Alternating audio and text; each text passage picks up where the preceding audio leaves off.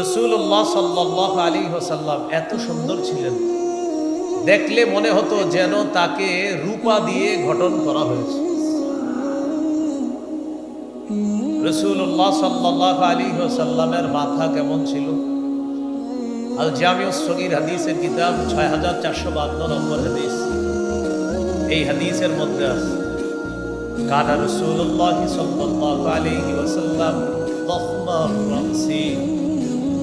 রাসূলুল্লাহ সাল্লাল্লাহু আলাইহি ওয়াসাল্লামের মাথা তুলনামূলক একটু বড় ছিল, দেখতে অনেক সুন্দর লাগত। মাথার চুলগুলো কেমন ছিল? ঘন নাকি পাতলা? জাওয়াইদুল মুসনাদ 944 নম্বর হাদিস।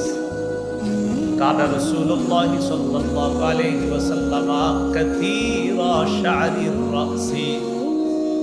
রাসূলুল্লাহ সাল্লাল্লাহু আলাইহি ওয়াসাল্লামের চুলগুলো ছিল ঘন। চুল কি লম্বা ছিল নাকি কোঁকড়ানো ছিল? সহিহ মুসলিমের বর্ণনা 2347 নম্বর হাদিস। আমাদের মাদ্রাসার পাঠ্যপুস্তক অনুসারে মোট হাদিস সংখ্যা হবে 3033টা। এটাই আন্তর্জাতিক রকম। এই হাদিসের বর্ণনাকারী আনাস ইবনু মালিক রাদিয়াল্লাহু তাআলা আনহু তিনি বলেন, লা বিল জাদিল কাতিতি ওয়ালা বিসসাবতি।